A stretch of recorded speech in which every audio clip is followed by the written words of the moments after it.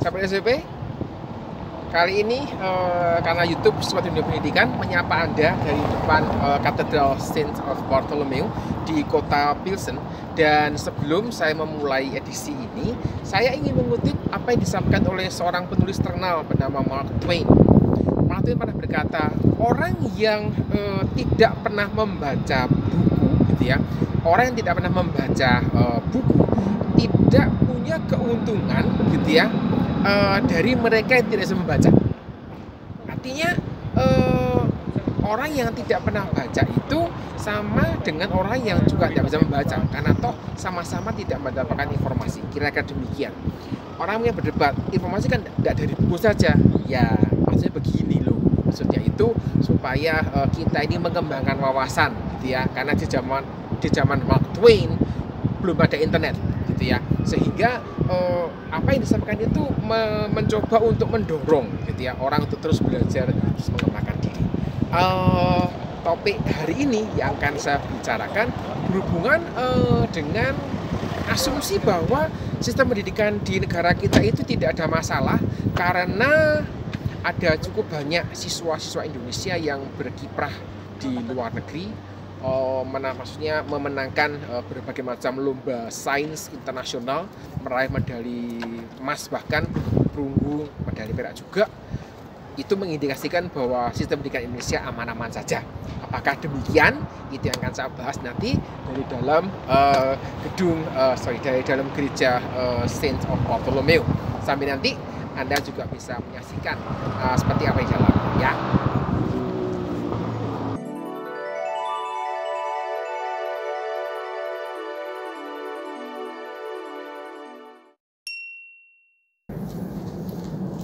Sebuah pertanyaan menarik yang ada di koran begini. Kita memiliki banyak pelajar di Indonesia yang meraih medali emas dalam olimpiade sains, olimpiade matematika, fisika, astronomi, kimia di tingkat internasional. Apakah itu berarti tidak ada masalah dong dengan sistem pendidikan di Indonesia? Karena toh semuanya baik-baik saja seperti itu. Menurut saya ini adalah sebuah pertanyaan yang sangat kritis. Jadi pertanyaan itu adalah bagaimana kenyataannya, itu menjadi bagian yang akan kita bicarakan, ya. Satu isu penting yang kita mesti waspadai terkait hal ini adalah kenyataan bahwa secara statistik jumlah mereka tidak banyak. Jadi dibandingkan dengan total seluruh siswa yang ada di negara kita. Sehingga pertanyaan di dalam hal ini adalah apakah sampelnya ini benar-benar bisa mewakili populasinya. Dan ketika itu ditelusuri asal sekolahnya, sebagian besar itu berasal dari di Pulau Jawa. Jadi yang ada di luar Jawa itu terlalu sedikit. Kalau toh ada, itu terbatas di kota-kota besar di luar Jawa. Akibatnya muncul isu yang terkait dengan pemerataan pendidikan. Jadi ketika lebih banyak yang ada di Jawa, berarti terlalu Jawa sentris. Ketika di luar Jawa itu ada, tetap di kota besar, berarti di luar Jawa pun terjadi isu tidak meratanya pendidikan, sehingga menimbulkan kesenjangan. Dan dengan dasar ini kita tidak bisa mengatakan bahwa sistem pendidikan kita baik-baik saja, gara-gara ada cukup banyak siswa di Indonesia yang mendapatkan medali emas, perak, atau perunggu dalam berbagai macam olimpiade sains tingkat internasional. Jadi ini satu hal yang mesti kita waspadai, gitu ya. Kalau bingung begini, mungkin agak bulat. Jadi ketika orang itu berpikir bahwa sistem pendidikan Indonesia baik-baik saja karena ada banyak pemenang olimpiade dari Indonesia, maka kita berhadapan dengan sekarang isu pemerataan seperti yang tadi saya sampaikan. Lembaga tes masuk perguruan tinggi pada tahun 2020 merilis data 20 sekolah terbaik, gitu ya. Dan dari 20 ini hanya ada 2 yang masuk di dalam daftar ini. Sepertinya memang daftarnya ini diambil berdasarkan jumlah siswa yang diterima di perguruan tinggi negeri misalnya.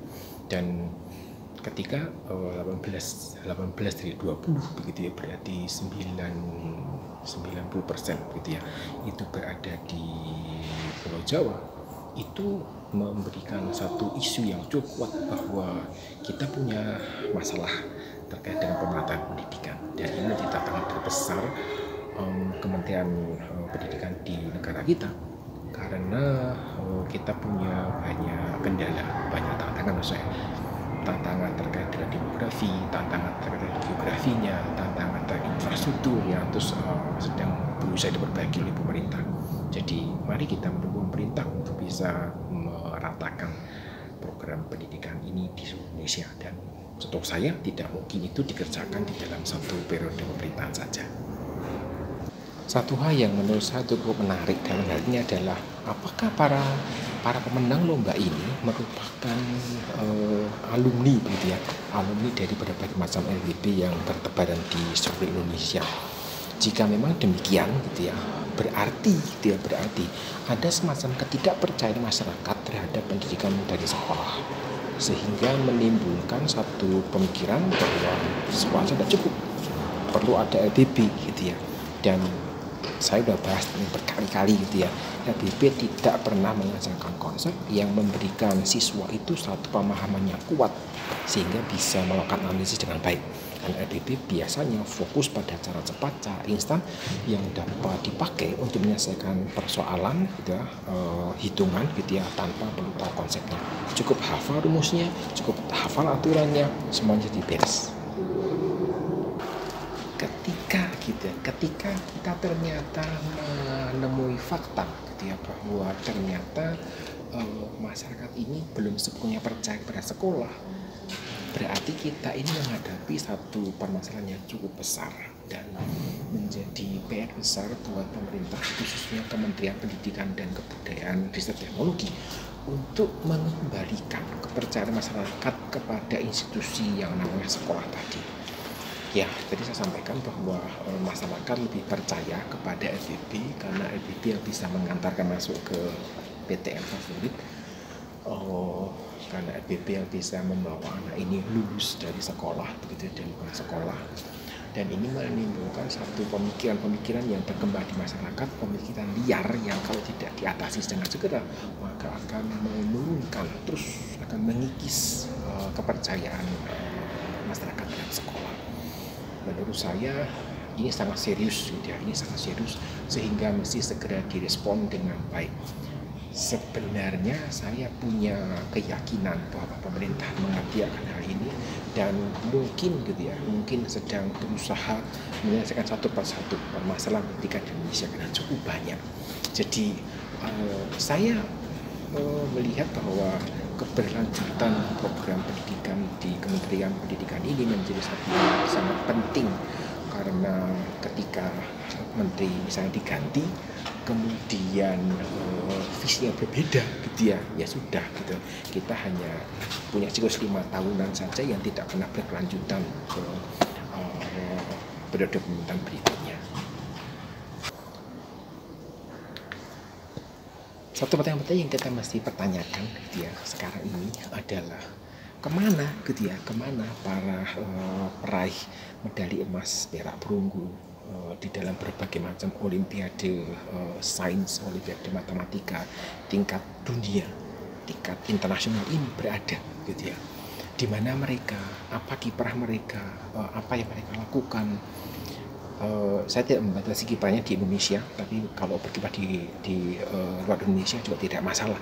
Tetapi pertanyaan penting adalah ketika dulu mereka tampil mewakili negara kita, mendapat penghargaan gitu ya, penghargaan tertinggi, medali emas misalnya. Kemudian sekarang ini apa yang mereka lakukan? Jadi bukan sekedar memenangkan lomba, tetapi apakah benar-benar juga mencintai ilmu yang mereka menangkan tersebut? Menurut saya ini menjadi bagian yang penting karena setidaknya mewakili keinginan seseorang untuk belajar lebih dalam lagi terkait dengan ilmu yang dipelajarinya. Bukan sekedar menguasai ilmunya supaya saya bisa mendapatkan nilai baik, menguasai ilmunya supaya saya bisa menang lomba, enggak, tetapi menguasai ilmunya supaya saya bisa punya sesuatu yang lebih dalam lagi untuk saya pelajari. Ini jadi satu refleksi buat kita semua. Apakah ada di antara sahabat SP yang mengenal sosok ini?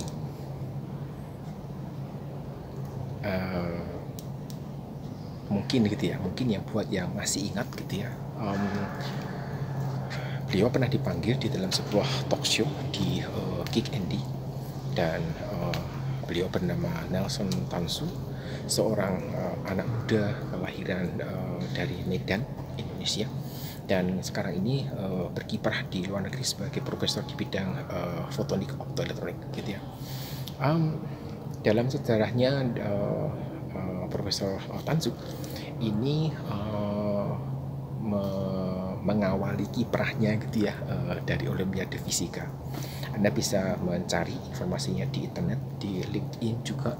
Dan ini satu buat saya satu bukti gitu ya, bahwa memang teman kita ini gitu ya, kalau saya bisa mengatakan demikian, adalah orang yang mencintai ilmunya. Jadi ketika belajar fisika, kemudian memenangkan Olimpiade Fisika, kemudian menekuni bidang ini, dan sampai mencapai satu karir gitu ya di bidang yang sama gitu ya. Menurut saya ini luar biasa. Dan buat saya gitu ya, ini menunjukkan keinginannya untuk belajar lebih dalam lagi itu ditunjukkan dengan berkiprah di bidang yang dia pernah menangkan. Saya juga berharap yang sama buat pemenang Olimpiade sains yang pernah kita miliki di Indonesia. Di mana mereka berkiprah sekarang ini. Jadi ketika kita ini bicara tentang sistem pendidikan Indonesia yang dianggap tidak bermasalah, karena kita punya cukup banyak gitu ya anak-anak muda, siswa-siswa SMP SMA yang mewakili negara kita dan di tingkat internasional mendapatkan medali emas, perak, dan perunggu di tingkat internasional juga. Kemudian berasumsi bahwa tidak ada masalah. Menurut saya ada gitu ya. Pertama, masalah kepercayaan masyarakat kepada sekolah. Ketika LPB ini menjadi rebutan gitu ya, ketika anak ini atau ortu ini merasa kalau belum join LPB itu belum mantep gitu sekolahnya gitu ya, berarti ada isu terkait dengan masalah kepercayaan pendidikan kepada sekolah.